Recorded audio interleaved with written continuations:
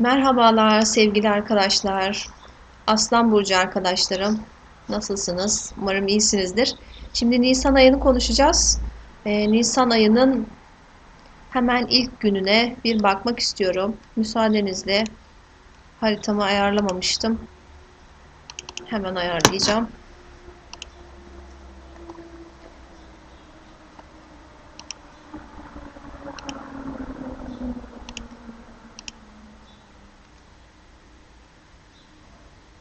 Evet, şimdi bir yeni ay var. Koç burcunda arkadaşlar.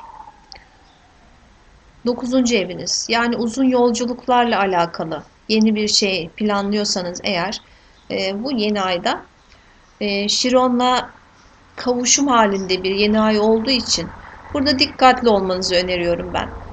Eğer şimdi Mars'tan da bir kare aldığı için bu özellikle kariyer konusundaysa bu iş umduğunuz gibi olmayabilir.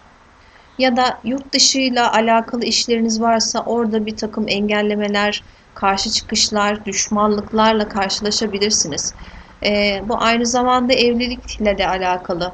Yani bir dünya evine girmek söz konusuysa burada düşmanlıklarla karşılaşabilirsiniz arkadaşlar. Bu özellikle e, sizin 7. evinizde zaten şu anda görünüyor.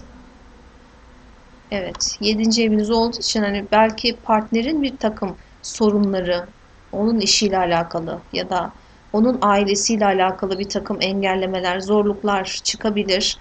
Ee, Şimdi bu kısım böyle ama iş alanınız çok güzel mesela. İşte yeni bir yapılanma olabilir. Plüton'un açısı burada güzel görünüyor Neptün'le. Ee, Eşinizin belki işiyle alakalı güzel şeyler olabilir, gelişmeler olabilir ama Neptün burada tabii işleri biraz daha bulanıklaştırdığı için orada görünmeyen durumlar da olabilir arkadaşlar. Sağlık konularınız şifalanabilir bu dönemde mesela. Bu evet güzel. Sadece yeni ay evresinde bu Koç burcunda olduğu için burada yurt dışı ile alakalı işte dünya evine girmekle alakalı bir takım zorlanmalar yaşayabilirsiniz. 16'sında bir dolunayımız var. 16'sındaki dolunay sizin iş ve kariyer alanlarınız 3-9 aksı yani haberleşme, iletişim, uzun kısa yolculuklar bu kısımlar bir işinizle alakalı köklü bir değişim söz konusu olabilir arkadaşlar. Burada sizi zorlayıcı etkiler var. Evet yine tabii karşıt evinizde bir Satürn olduğu için arkadaşlar orada belki de eşiniz size karşı çıkacak gibi düşünelim bunu. Belki uzaklara gideceksiniz işte gitme diyecek. Böyle bir şey olabilir. Bir de sizin sağlık alanınız özellikle burada tetikleniyor. Sağlığınıza da dikkat edin lütfen. Yengeç burcunda planetiniz varsa özellikle sağlık konusuna da dikkat etmenizi öneriyorum. Güzel açılar da var tabii ki bir yandan. Satürn'ün burada 9. evinize attığı bir güzel açı var aslında. Yani girişimlerle alakalı kalıcı sonuçlar elde edebilirsiniz. Mesela bu evlilik bu döneme sarkabilir. İşte o yeni ayda ertelediniz, sorunlar çıktı. Şimdi bu dolunayla beraber bunu tamamlayabilirsiniz. Bir de sizin 8. evinize geçmek üzere olan 0 derecede bir Mars var arkadaşlar. Burada yeni başlangıçlar, işte belki miras davanızı açmak gibi olabilir bu. Ya da yani tamamlanacak artık işte miras davası açıldı. Bu dönemde tamamlanıyor gibi düşünelim. Ee, 8. eviniz zaten çok yoğun. Bir de yeni ay olmuştu Mart ayında biliyorsunuz. Balık burcunda. Onun etkileri şu anda hala aslında güzel açıları var. Etkileri demeyelim ama güzel açıları devam ediyor. Özellikle Venüs'ün güzel açısı devam ediyor arkadaşlar.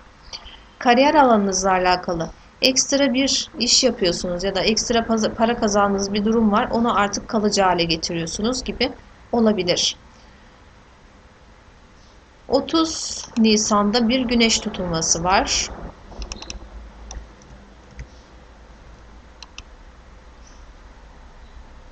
30 Nisan'daki güneş tutulması işte bu sizin için güzel görünüyor. Fakat eşle alakalı bazı şeyler var ya, sıkıntılar. Yani orada işte e, şöyle parasal kazançlarla alakalı bir haber, yeni başlangıç, yeni bir başlangıç ama bu yeni başlangıç engelleniyor yani bir şekilde. Belki kanun yoluyla engelleme, orada bir zorluk olabilir arkadaşlar. E, Bir de sizin yine 9. eviniz biraz kare açı alıyor burada. E, Belki orada 9. eviniz ve 10. eviniz etkileniyor buradan. Kariyer alanlarıyla alakalı. Evet, ekstra bir gelir kapısı var burada ya da eşinizin gelirlerinde bir artış var. Ama sizin işinizle alakalı bir şey var. Yani bir engellenme var arkadaşlar. Özellikle sizin 8. eviniz çok hareketli. Orada bir toplu para ya da operasyonel bir durumunuz varsa mesela orada şifalanma söz konusu olabilir. Ama işinizle alakalı zorluklar var yani kötü bir öyle bitiş vesaire öyle bir şey görmüyorum ama köklü bir şeyler değişiyor sanki. Yani belki işi bırakıyorsunuz ama çok daha iyi bir yere geçiyorsunuz gibi düşünebiliriz bunu. Şimdi Aslan Burcu arkadaşlarım için burada neler olacak bakalım Nisan ayında.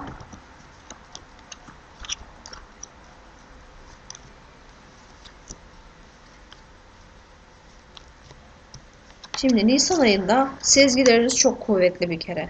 Yani müthiş derecede kuvvetli. Ve çok da dinginsiniz yani. Nisan ayında ben öyle görüyorum sizi. Yani bir şeyler, bilmediğiniz bir şeyler olabilir. Bu dönemde öğreneceksiniz. Mesela arkanızdan çevrilen dolapları öğrenecek olabilirsiniz. Ya da sizi bekleyen bir evrak olabilir arkadaşlar Nisan ayında. Şu anda Mart ayında olduğumuz için tabii ki bunun ters çıkması çok normal. Şimdi Nisan ayında e, burada fevri kararlar vermemeniz gerekiyor arkadaşlar. Çünkü fevri kararlar bazı şeylerde dengesizlik yaratabilir. İşinizle alakalı özellikle dengesizlikler yaratabilir.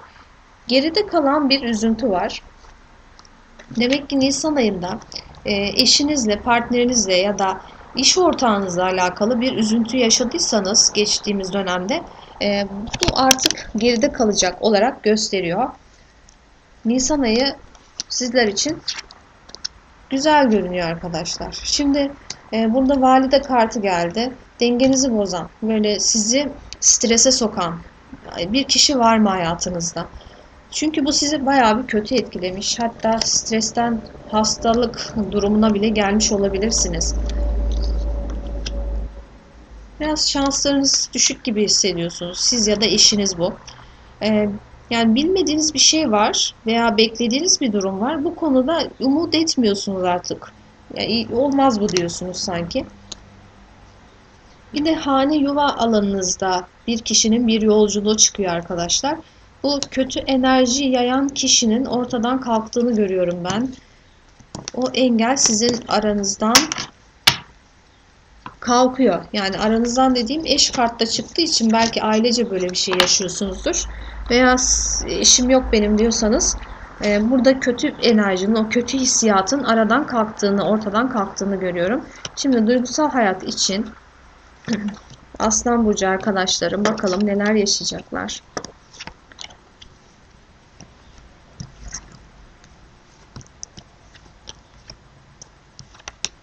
Hava sekizlisi. Burada bir kapana kısılmışlık hissi var sizde. Nisan ayında böyle bir şey yaşayabilirsiniz. Veya o durumda Nisan ayına giriş yapacak olabilirsiniz arkadaşlar. E, Duygusal hayatla alakalı aslında şimdi güneş kartı geldi. Tabii ki Aslan Burcu olduğunuz için bunun gelmesi çok normal. Ağustos'a kadar geçecek olan süre için diyelim buna. Ama ilk sinyallerini Nisan ayında alacak olabilirsiniz arkadaşlar. Burada çok güzel bir evre var. Bir kutlama yaşanıyor. Bir kişiyle kavuşma olabilir bu ve bir karar verme. Partnerle bir şeye karar verebilirsiniz. Yani ilişkinin bir üst seviyeye taşınması gibi mesela. Böyle bir şeye karar verilebilir. Kendinizi çok değerli hissedeceğiniz ve evet, o kötü enerjili o kişiler ya da kişi artık size zarar veremiyor görünüyor. Çocuk hayali olan arkadaşlarım varsa burada güzel haberler var. Ama kıskançlıklar çok fazla, emin olun. Bir aşk enerjisi var kesinlikle. Nisan ayında yeni bir ev kurma, evlenme gibi bir durum söz konusu olabilir arkadaşlar.